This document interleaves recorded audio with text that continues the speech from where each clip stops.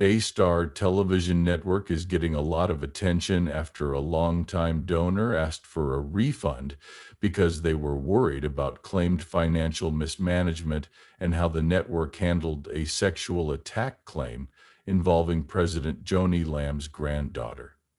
The network wouldn't give the money back because they blamed Jonathan Lamb, Joni Lamb's son, for the claims and said he did them on purpose. Legal experts say that nonprofits usually have to return gifts, but there are problems when the money seems to be used to fund fancy lives instead of the stated goal.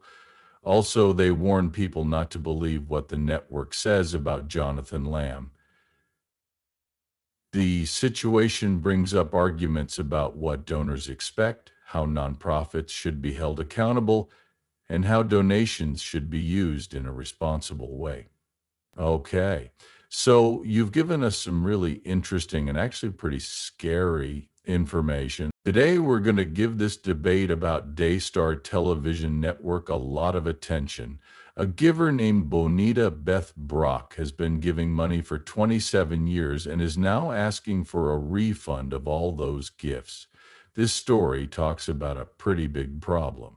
Wow, not only did they change their minds, but there are serious claims that funds were abused, which is linked to the change. The story talks about claims that the network's president, Joni Lamb, bought mansions with money from donors.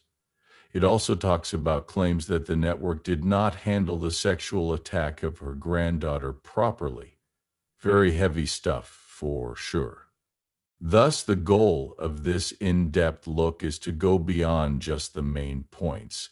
We want to break this whole thing down and figure out what the main problem is, what the legal and moral questions are, and what Daystar's very direct answer is. The differences between the points of view are what stand out right away, don't you think?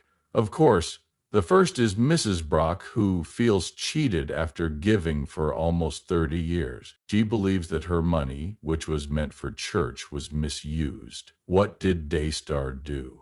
It's not just denying it. Jonathan Lamb, Joni Lamb's son, is thrown right into the middle of this strong counter story, which is a bit of a surprise. That's right, it makes him look really bad. It's a big turn. Let's begin with the giving side. Try to really understand her point of view. In 27 years, in the beginning, that shows a lot of trust, right? An honest promise. Of course, that long of a time really shows how important her present feelings must be. This isn't going away quickly, and those email snippets in the story are very strong. She adds, "This money is not your money to pay off people to keep their silence." Oh, that hits those claims of a cover-up right in the face. Yes, and then she talks about more general things like living a wealthy life and being mean to other people. You have this overwhelming sense of being let down. You really do. Yes. The thought that money given for church work could be used to pay for settlements or, lives that she thinks are too fancy, that clearly goes against her idea of care, and the fact that she calls their behavior arrogant and says they can lie plainly shows how angry and disappointed she is right now. After all that help for so long, it really makes you wonder what the exact turning point was. Now let's talk about Daystar's answer. Like you said, it's just as strong but going in a different way. Not only are they not giving the money back, but they are also blaming Jonathan Lamb, Joni's son, of having a corrupt spirit of greed and power, and saying he is changing facts on purpose to hurt his mother and even his late father. It looks like a very smart move, doesn't it? Taking the attention off of the money claims themselves. Indeed, it is a major misdirection. They don't deal with Mrs. Brock's specific worries about how the money was handled. Instead, they change the subject right away. They attack the person and the reasons behind a family member, which, makes you wonder, why put so much effort into making Jonathan Lamb look bad when you're trying to help a donor who is worried about money? Doesn't it seem like they think his claims are what's really causing all this bad press? It looks like that for sure. Okay, so they do try to deal with the money issue, albeit in a roundabout way. They say they can reach 2.8 billion homes, am I right? And a claimed 63% rise in salvations to show that it had an effect. They also tried to draw a line in the sand when it comes to money, separating gifts for church growth and outreach from what they call business revenues for running the ministry.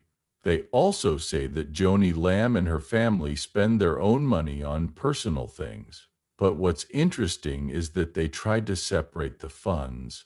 In order to keep gift money separate from practical or personal spending, they want to keep it that way. But as the lawyer in the story, Christine Jones, makes very clear, the general rule for charities is that money is money unless it's been specifically set aside for a certain purpose. Yes, that's right. Unless the giver says, this $100 0 cents is only for the soup kitchen, the group usually has a lot of freedom in how they spend the money, as long as it helps them reach their goals. That freedom is very important for groups. Not only is that true, but it also leads to arguments like this, which is why the current scandals are so important. Yes, the background is important. As the story says, Jonathan Lamb and his wife Susie began making those claims about the alleged cover-up of their daughter's sexual abuse in November of last year. This is a very important matter in and of itself. The Royer story TRR also says that Jonathan says Daystar fired him because he wouldn't sign an NDA, which stands for non-disclosure agreement. Since TRR's main job is to look into faith groups, they have been paying close attention to this. There are also a lot of questions about Joni Lamb's personal finances, like why she charged her wedding costs to a Daystar credit card, how much she supposedly makes, and why she owns 7 homes worth a total of nearly $12 million, 0 cents. Okay, so Mrs. Brock's worries don't seem to have come from nowhere once you start putting them all together. Not at all. They seem to be made worse by all of these public scandals, which bring up bigger questions about leadership, Daystar's financial dealings, and the very serious claims that they covered up abuse, along with details that point to possible personal gain. Well, that makes a story that doesn't fit with the idea of a church whose only goal is to do holy work. Yes, it shows how these various problems might connect with one another, especially in the mind of a giver. Of course, that brings us right to the legal and, maybe even more importantly, moral side of things, right? This is an important point made by Christine Jones. There's still a big ethical question mark, even if some of the money the charity spends is legal, isn't there? Right on. Should a religious charity, especially one that looks like a church, be spending a lot of money on what seems like a fancy way of life? Doesn't that bring up the issue of responsibility and the faith people have in religious groups that depend on gifts? Of course, sure, the law gives some freedom in managing money, but there's also a social duty to use the money in a way that fits with what the donors wanted and what the organization says its goal is. Jones says that spending money on homes and fancy trips can easily seem like it goes against the main goal, especially to the people who are giving the money. Okay, let's get back to the return. Legally, it looks like the giver loses power once the money is given. If the charity gives it back, it's officially the same as a gift from the charity to the giver. This may sound simple, but it's not always the case. But there are times when it's okay, like when the money was clearly set aside for a certain job. Right on. Mrs. Brock might have a better legal case to get that money back if she had proof that said this donation is only for Project X and Project X never happened. However, it is not as easy to get a return for general gifts made over, say, 27 years of time. In general, it's harder.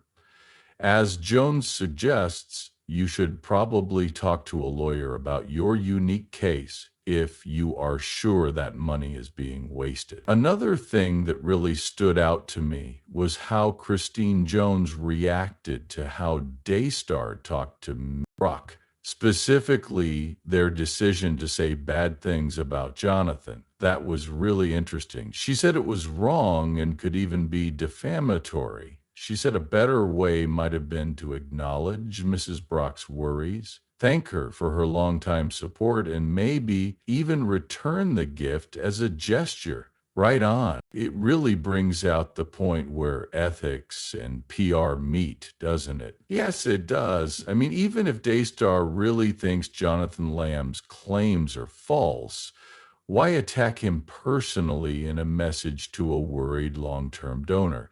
That looks like a risk.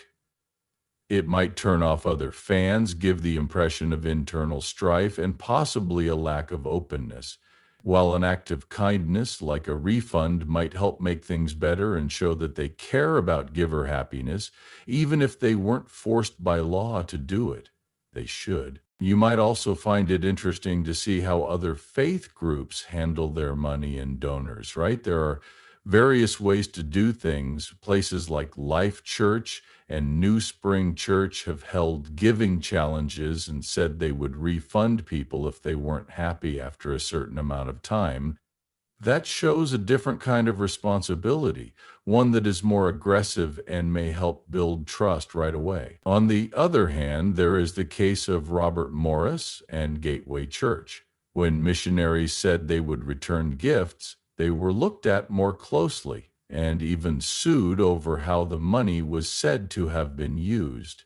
That really is a warning tale, isn't it, about setting realistic goals and being clear about how the money will be used. Then you look at politics, which is a whole different world. People who give money to a campaign almost never get their money back if they change their mind later. Of course, there are completely different rules and standards. These similarities show that different groups don't all handle gifts in the same way. Now let's go back to Daystar. They tell Mrs. Brock in their email that giving the money back could hurt their goal and cause tax problems because officially, once it's been donated, it's no longer the donor's property. So giving it back is really a gift from them, which they say might not fit with their charity goal. Oh, and they also talk about the tax break, right? That you are only getting the tax break because you gave up control of the money. Also, their legal thinking there is pretty much in line with normal nonprofit law. Donations are usually thought of as transfers that can't be undone. Yes, but Christine Jones pointed out that groups often choose to return gifts out of kindness or to fix a problem, even if they are not required to by law. So Daystar's decision to not only say no, but also hit back so hard shows what their goals are, right? And how they plan to deal with donors while facing these pretty serious accusations. Let's try to wrap this up now. We've talked about a lot. This longtime donor is very worried about how her money was spent. She says that Daystar's leadership mismanaged the money and failed to handle an important family problem properly. She also asked Daystar to return decades of funds, which he simply turned down. Not only that, but they also said that the president's son planned the whole thing without any good intentions. All of this is happening at the same time as other financial and moral questions about Daystar and Joni Lamb. Legally, getting funds back is hard because it's usually seen as a gift from the charity, but the moral questions are still important, right? Right. The donor wants stewardship, and the network wants to defend its deeds and purpose. Yes, they have very different ideas about who is responsible, how information should be shared, and how given money should be used. That's really what this disagreement is all about, what the donor wants and what the group does.